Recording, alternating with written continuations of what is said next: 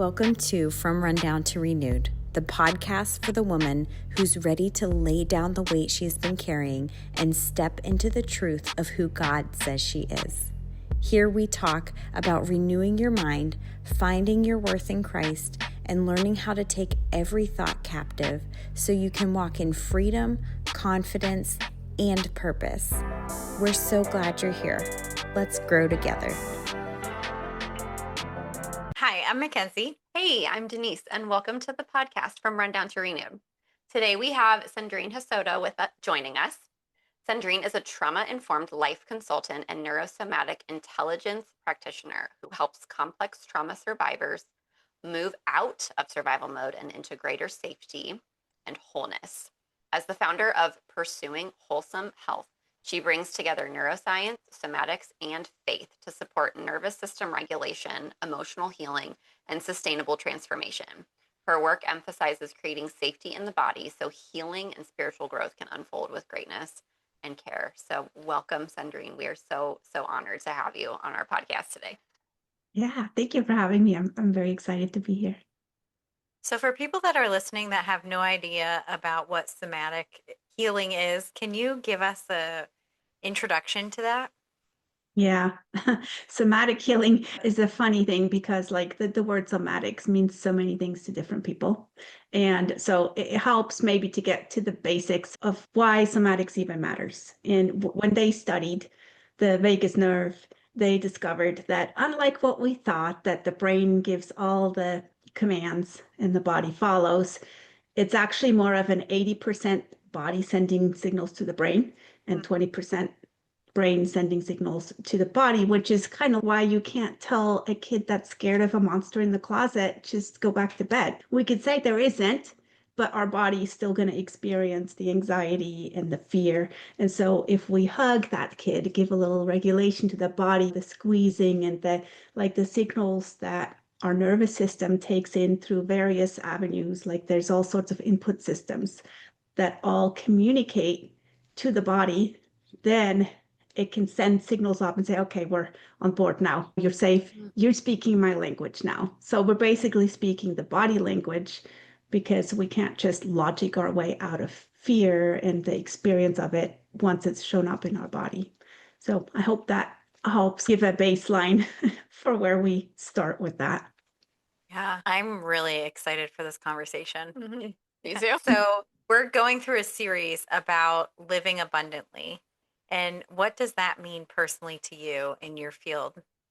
Living abundantly feels like when you're dealing with trauma, it feels like kind of like that pipe dream that like you're pretty disillusioned by this time. Like if you've accumulated complex trauma, it's almost like you have that internal narrative because your nervous system, again, it starts predicting based on things that happened before.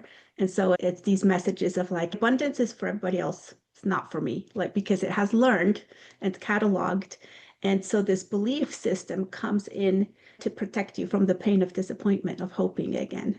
And so living abundantly is to repattern those predictions that the brain has been forced into, so to speak, by the environment, and to teach it how to hope again and how to trust again and how to believe again that no, actually, God has the last word and he still has good things for me, even though all of these things have happened that have tried to convince me otherwise.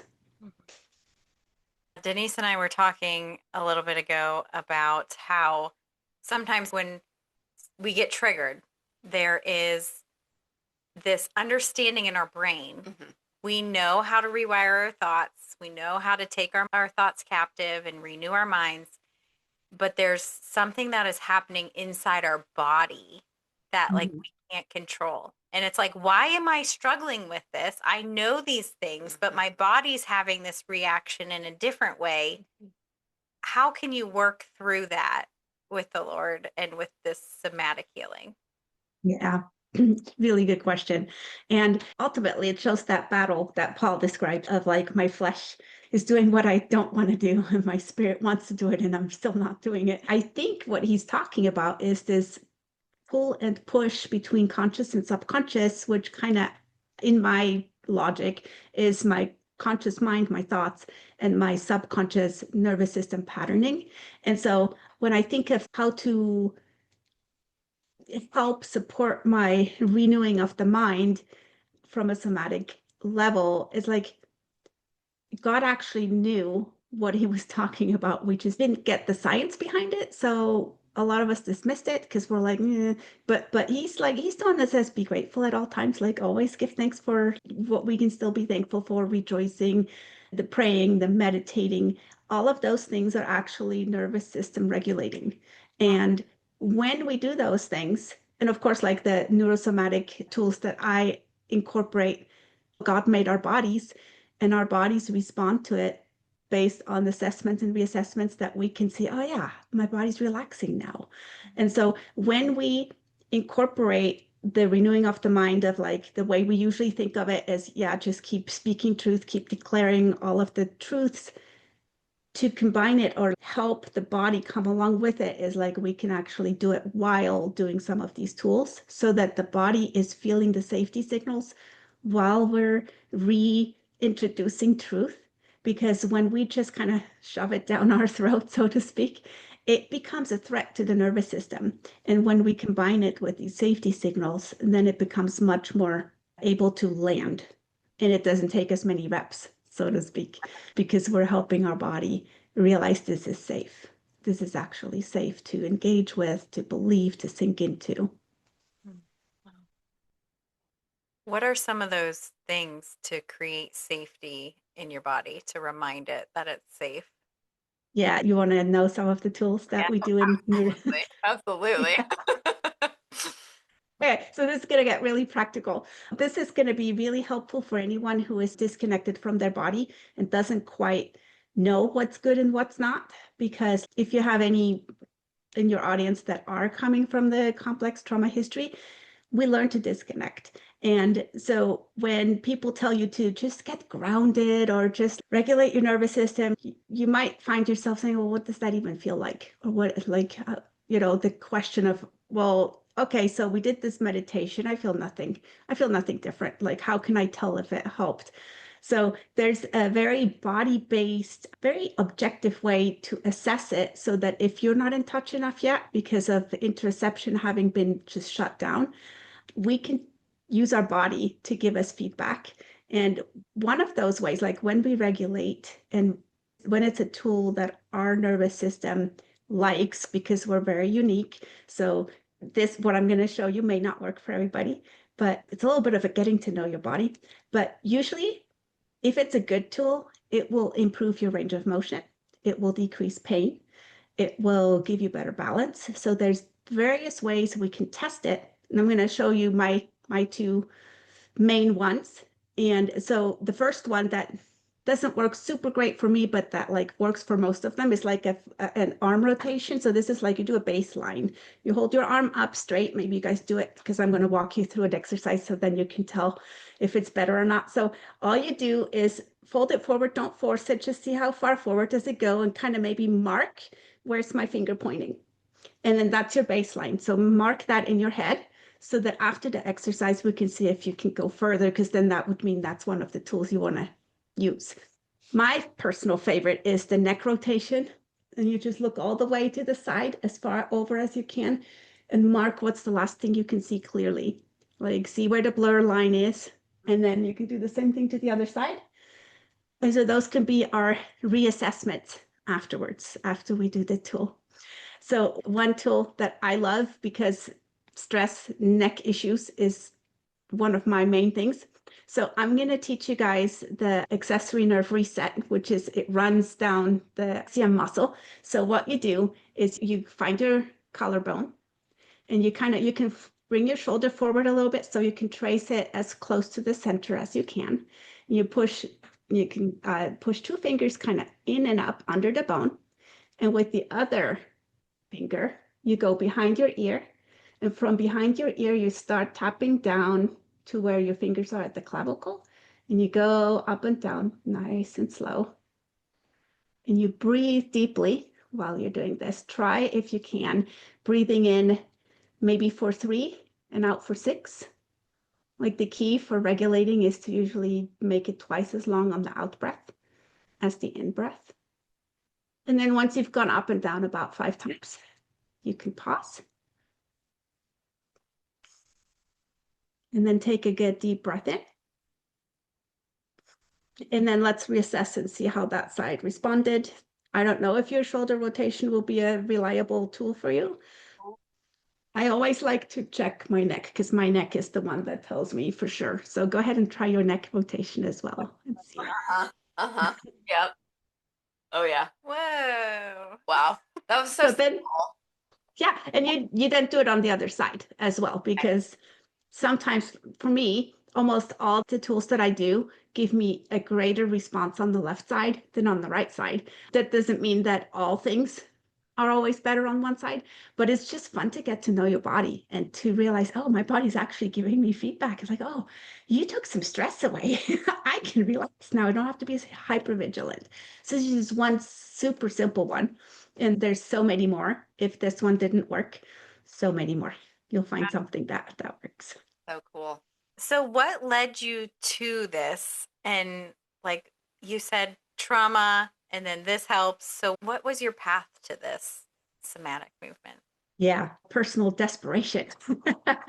I grew up in a very traumatic situation and thought like I learned to be super independent and just kind of power through and do the thing.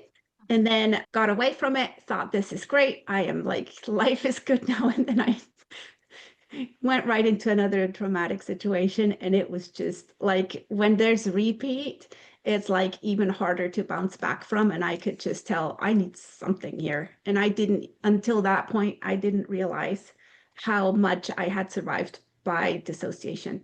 And so I went into training. Like I did do counseling and I did do like a bunch of different things for emotional health. And I realized I'm the kind of person that needs like the full immersion, that needs to know all the things. Because when I know it, then I have bigger buy-in. And so I actually went into training and I was going into training for trauma-informed life consulting just for me. Like I hadn't even planned to do it for work. I just thought I just need this for me. And and so I was constantly like my own guinea pig, doing all the things on myself and fell into this struggle because that's where nervous system regulation was introduced. And everybody seemed to just kind of like know what that was and say, oh, yeah, I feel so much better now. And I've got nothing. I feel nothing. Everything's the same as before. It just didn't work for me. And this also again highlighted how strong that dissociation was, even though I was very functional, but not on the interoceptive level. And interoception is like a big fancy word just for saying knowing what's going on inside of you with your emotions, with how it senses in your body. I never knew that you could feel emotions in your body. That's how dissociated I was from it. And that's why the regulation didn't work. And then I stumbled on one exercise that, with the neck rotation reassessment, showed me this works. Like I didn't feel different, but because the pain was gone all of a sudden, I'm like, oh, so there is something to this. And this then led me into the neurosomatic intelligence piece because of that accuracy, where you don't just throw exercises at the wall like spaghetti and hope something sticks, but you have a way of testing and reassessing and fine tuning it to be really precise for your particular needs. And I have been rehabbing my interoceptive skills ever since. And as that is getting better, it's showing me just how actually quite amazing the body is at surviving things, Right. to get us to where we are. And then when you bring the safety, it's finally able to let down the guard of the hypervigilance and you can start become kind of normal, if there is such a thing as normal, of course, but like starting to feel things like other people do, as opposed to like, I don't know where I feel that in my body. So, Yeah. yeah, it's my own personal desperation led me to all of these things and practicing them and just getting so fascinated by how the body works and how God created it that way. Yeah. And he was just setting you up to help other women. And Yeah. that's Yeah. That's Mhm. very cool. That's amazing. Was there a specific point in your life where you realized that you weren't living abundantly? And what did you do to change that? I didn't notice at the time that it was happening, but when you keep going through extended periods of traumatic situations, you're disconnected from it enough that your body starts breaking down and you start having health issues. And that's what was happening with me. I had so many different things happen that I was convinced if I got my diet right, if I did the right exercise, if I did the right supplements, it was going to all be resolved. And, I'm not saying toss it all, because that's what got me to even be ready to do emotional work. I was able to resolve several of those things. But as I was becoming such a poster child for the naturopathic doctor, like I was doing all of the things and I was still just feeling like it was mediocre, the results, like I was supposed to get better payoff than based on everything I was putting in. Especially like one of the last things that I wasn't able to resolve was asthma. And we tried all the naturopathic things because I didn't want to be on medication, and nothing really worked. But then I just felt two things. First, I realized if I don't do something, I'm going to lose it. Like, I have no idea what it's even like to have a breakdown, but I felt like I was going to have a breakdown if I wasn't going to do something different. And so that's when I realized I'm shriveling up and dying if I don't do something different. And God, in his goodness, kind of pointed out that, yeah, you've got all the external health stuff in place. Let's now go to the emotional piece. And so that's when I shifted and started really diving into the emotional piece. And he took me through a year-long grieving process, because people, I bet you they meant so well, but they say you just need to learn to grieve well. Like, how do you grieve well? Like, please tell me how. And it's not that I didn't want to do it. It's just like, well, the things I'm grieving is not like people just died on me, Right. It's like, it's other things that I'm grieving. And people are quite alive. And so I went on that journey with him to figure out, how do you grieve things when there's no closure with a burial? And after a year, I'm suddenly realizing, because I would have cold-induced and exercise-induced asthma. And so I would always take a puff of my inhaler before evening came, because that's when the cool came in. And then I wouldn't be able to sleep because cold air was keeping me up. And always before I worked out. And I realized I forgot to take my inhaler the night before and I didn't wake up. And then I forgot to use the inhaler and I did my workout and I didn't need it. And so I started paying attention, and one day led to another. And suddenly I'm realizing, oh my gosh, the asthma is gone. And it wasn't until I realized that I put like a dot together that I learned earlier, where they said unresolved grief is connected to lung issues. And I'm like, here, I did all of these naturopathic things. None of it worked because it was not physically caused. And so I'm definitely very much into the holistic. Like, you got to go at it from all angles, because how are you going to know if one thing doesn't work? There's other pieces that also make you whole that also need to be in place. And that's how I started really. Like, it's not easy, to do the emotional work, but when you recognize things like this, where suddenly you're like, oh my gosh, I made it through, and my body is telling me it got to release something, then it's like suddenly you realize, oh, it's so worth it. Like, imagine I'd just been taking the drugs indefinitely. I would have never gotten to this place of emotional internal freedom, because I decided to trust God and go through the hard. Yeah. And there's something beautiful about the grieving, because we talk about healing a lot and being on the other end of it, but the process of that healing includes a lot of grief. Yes. So true. what would you say to someone that's listening right now, that's sitting in that process right now of grief? Lots of compassion. I pray this conversation encouraged your heart, renewed your mind, and reminded you of your worth in Christ. Somebody had this awesome visual. If this episode blessed you, please take a moment to give us a 5-star rating and share it with a friend who also needs encouragement. You can visit our website, www.fromrundowntorenewed.com, for wise, free because like resources, they tools said, to imagine a renew your 2-liter mind, and soda information bottle. about upcoming Imagine events. shaking it and then take If you're the lid feeling off. run You know, down, you're gonna get there a is huge mess. space for And you they at our describe that table. if you go at too Come much as you that are. way, it's gonna You be belong overwhelming. here. But if you just do a little, just wait for that little, and then you stop. And you're like, that's enough for today. And then a little bit later, you do it again until all the bubbles are calmed down again. And then a little bit more. And that's why it took me a year. I just did a little bit. And I mean, even the little bit, I cried more that year than I cried my entire life put together. And so it's not like it was nothing each day. It was definitely significant. But if you compare it to like moving the lid on the bottle, just that little bit to get a little bit out and then pause, give it time to calm down. It's going to be gentler on the system, especially the nervous system, because if you do all of it, you're just going to shut down, or whatever your nervous system, because we don't usually have control over how our nervous system decides to react to it. So we might shut down, or we might go into like over functioning or whatever. It's not going to be beneficial because it's going to be too much. So taking it gentle and slow, and just give yourself permission to practice patience with your grief process. And lots of compassion in struggling with it, compassion with the days you don't want to touch it, and just find some kind of balance between saying, yeah, we don't have to do anything today. We get to rest today. And also, yeah, we're not going to skip it for a whole month.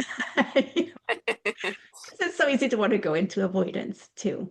So yeah, just be gentle, patient, gradual. Good advice. That's wonderful. It's also just a way of letting the Lord lead you.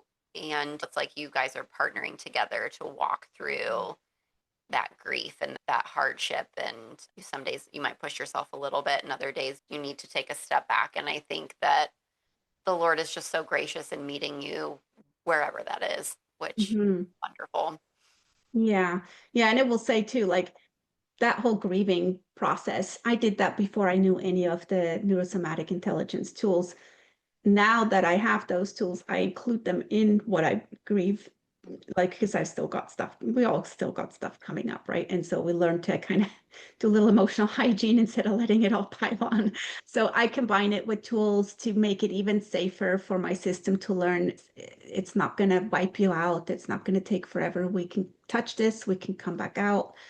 And that the tools will just help retrain the perception of the subconscious, the nervous system, of it being so threatening. Because oftentimes we avoid these things because nobody's taught us how to sit with pain. Nobody's taught us how to grieve. And so it feels like this threat.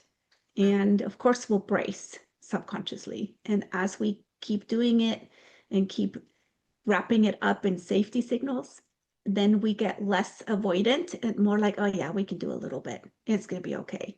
And that's very freeing.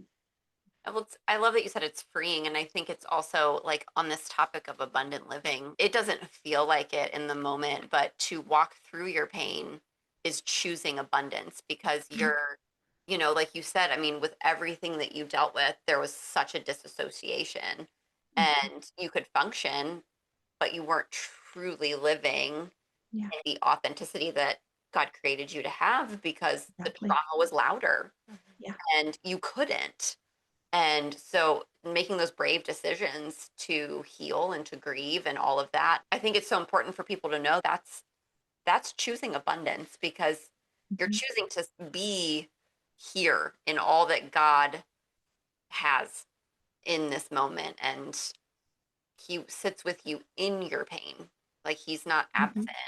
And I think, like you said, our bodies just brace for pain and we don't know how to sit with it. And so sitting with it almost feels like counter Christian. Like, well, no, Intolerable. Yeah. intolerable and not how we should be as Christians. We should have joy and all of these things. And absolutely, yes. But sometimes the road to joy starts with grief.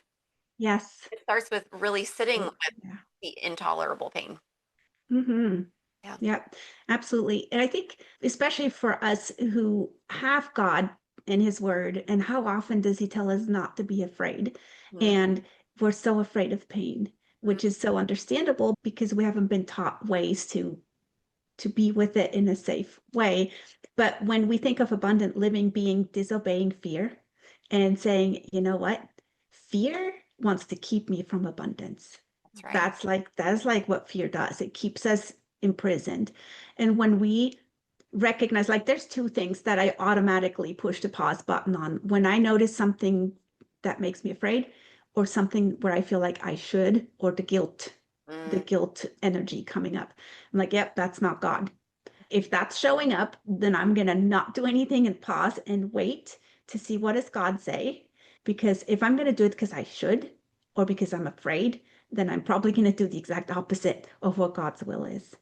And that is choosing abundance, is believing, no, I don't have to be enslaved by this fear or guilt. Yeah. So that's like a nice, almost litmus test to help guide you in this murky path sometime of navigating all of this. Yeah. As we're talking, I'm reminded of Psalm 23, and it says, "The Lord is my shepherd, I shall not want. He makes me lie down in green pastures. He leads me beside still waters. He restores my soul. He leads me in paths of righteousness for his name's sake." I'll stop there for a second. The Lord is my shepherd.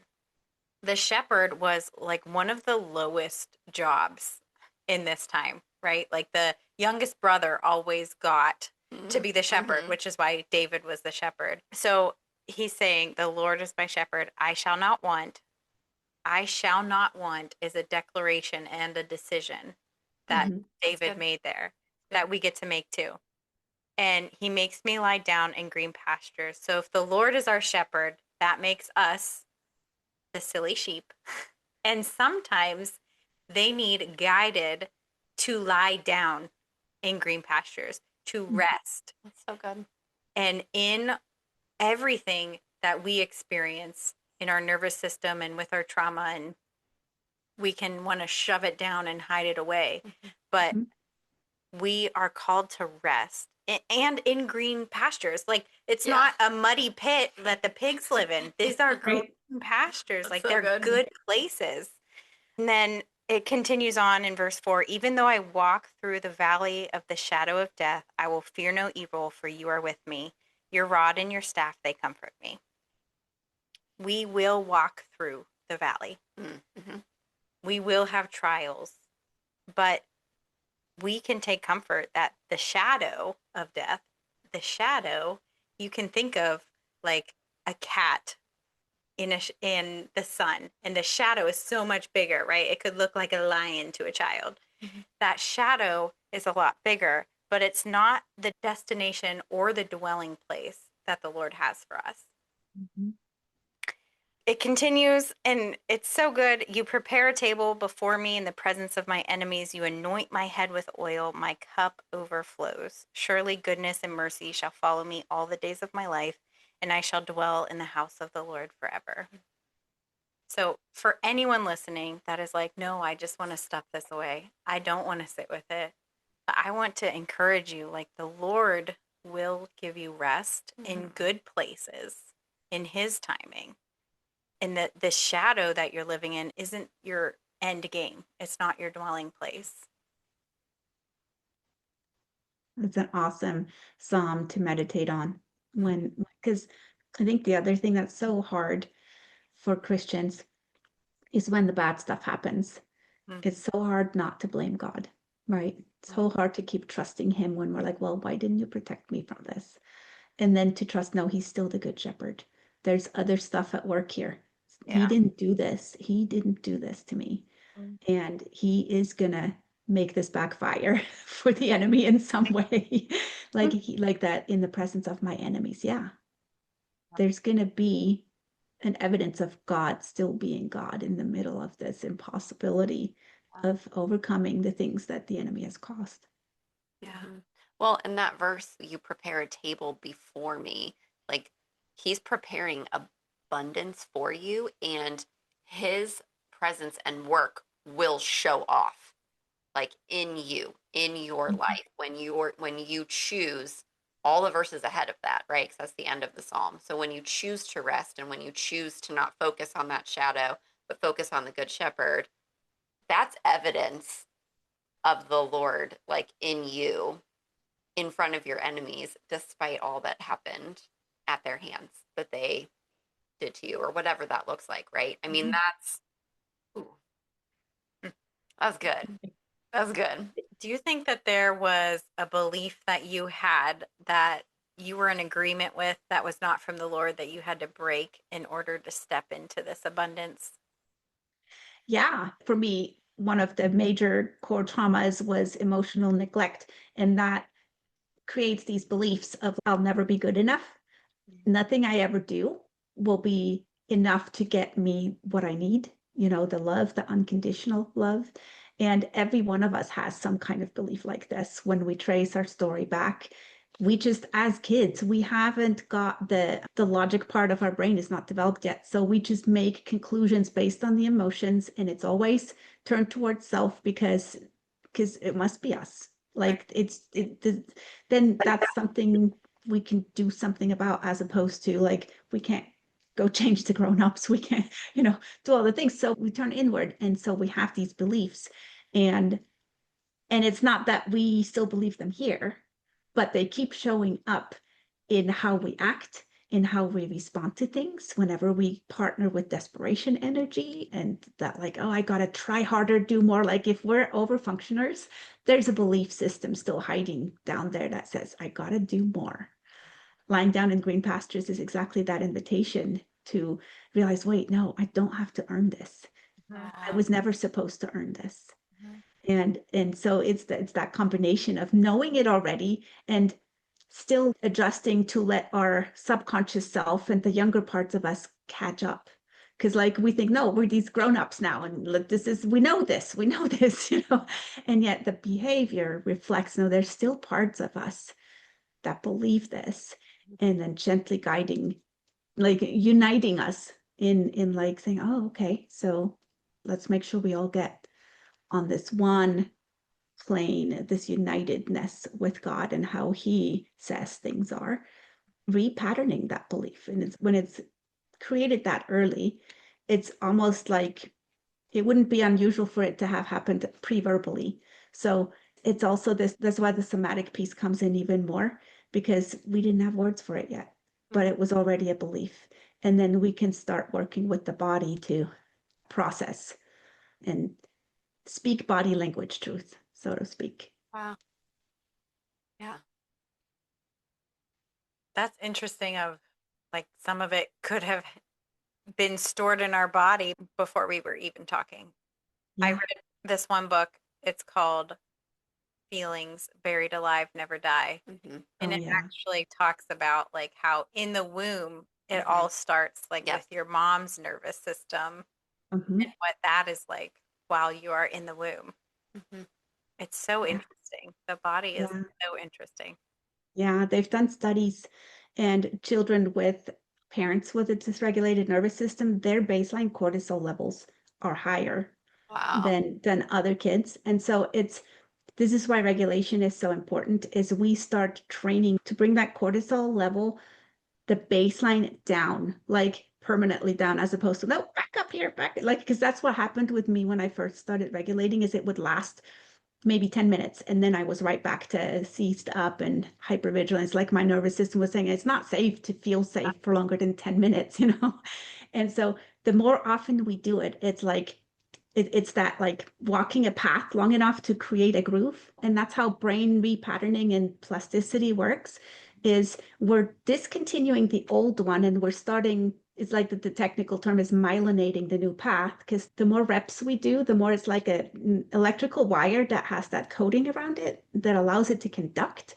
And so the more we do it, the more that path is going to start being our default. And so then we lower our whole entire physiology. Our HRV goes better, like all the numbers will start improving as we're continuing to take advantage of the way God made our brains to be able to be renewed and changed. Like that neuroplasticity, it's just a scientific way of saying, hey, renewal is possible. Yeah. It's just going to take some reps. Right. Right. Where the exercise comes in. Yeah. And that the Lord created our bodies. So when we come to him and we're more in that mental state, and it's like, why? And it's like, he can actually help you heal your body too. I love that you do like a whole body healing, because I think there's been like a closed-mindedness to it to some Mhm. degree in certain places. And so to have people that love the Lord that are in this space that can speak to all parts of our God created selves, I just think that's wonderful. And we just need more and more of this because the Lord created us for abundance. And Yeah. part of that abundance is healing our bodies and our nervous systems as well. And we miss that. Yeah. Part of what has held people back too is this fear that it's going to drag them into new age territory. Because oftentimes when you get into the holistic world, it's almost inevitable that you get some of that. And I've definitely been exposed to those things and said, God, what part of this did they hijack? What part of this is yours that we can reclaim Right. so that we don't miss out on the good things Yeah. this is how he made it. These are the physical laws he put in place, not some new age, whatever, they're just hijacking it. And to learn how to boldly walk in what he has created and not be so afraid and trust that he's actually going to protect us because our intentions and our focus is him Mhm. and not a desire to control things, manipulate things. When our heart is so firmly rooted in wanting to do it God's way, we can trust that he's going to lead us and help us course correct when we need to. Yeah.